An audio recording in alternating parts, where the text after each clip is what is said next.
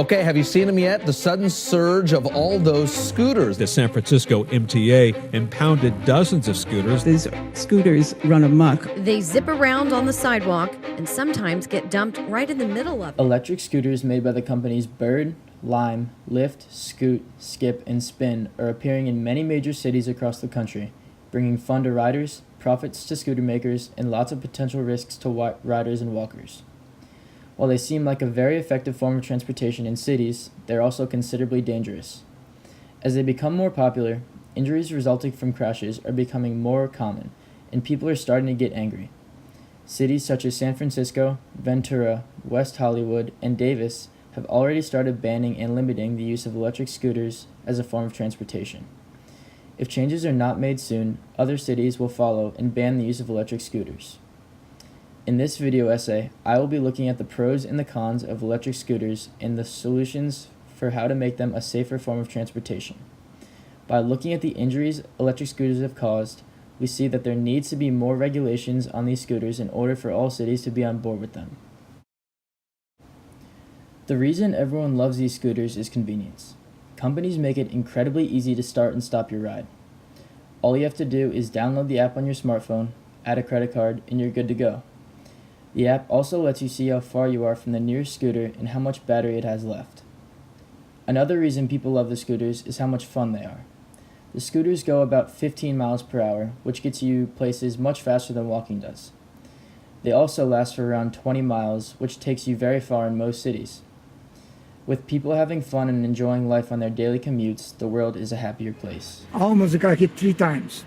Obviously, they don't belong on sidewalks, but that's where they are. One wrong turn and I can be on my back. So, no. They shouldn't be going on the sidewalks and they shouldn't be going so fast. Get rid of it. While the speed of the scooter is something that people love, it's also one of the most dangerous things about it. Pedestrians walk around 3 to 4 miles per hour or slower. This means scooters are traveling 4 times as fast. If there is a clear path, the riders are going at full speed because that is where the fun and the thrills are. But considering the speed, weight of the devices, and weight of the rider, the result is a dangerous force where the pedestrian will always lose. Another way electric scooters are harmful is that they reduce walking. Low physical activity is one of the biggest health threats worldwide, being a major contributor to the epidemics of obesity, diabetes, and heart disease. With people choosing the scooters over walking, the world is slowly becoming a lazier place.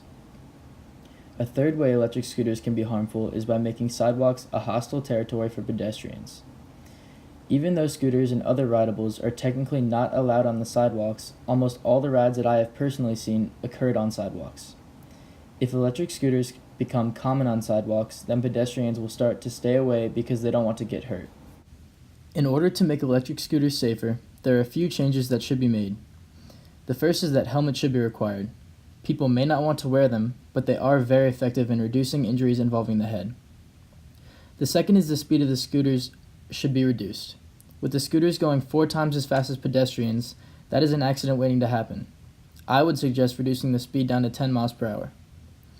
The last solution is that electric scooters should be allowed wherever bicycles are legal, which are bike lanes, protected bike paths, on the streets, but not on the sidewalks.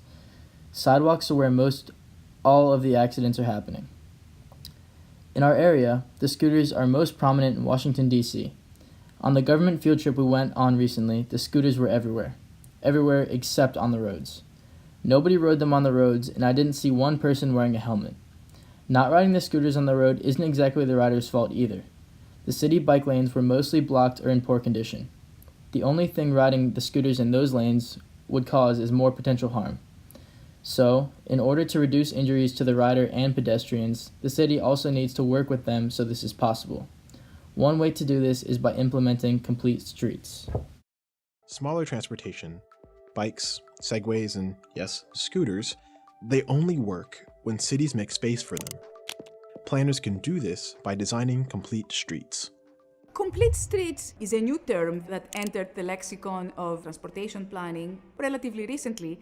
Basically is inspired by earlier streets where you used to have all these different social uses of the streets and sidewalks, not only streets for cars or even sidewalks for pedestrians.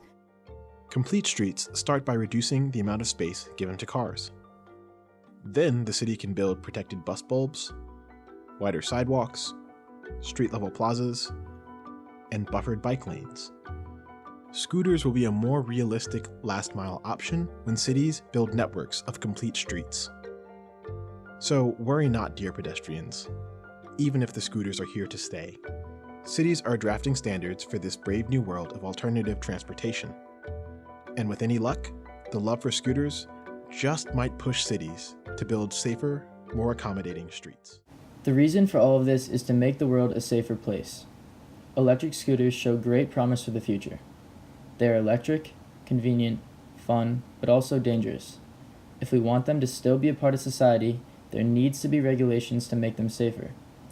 The electric scooter phenomenon is very new but growing rapidly, so the need for research on how to make them safer is very urgent.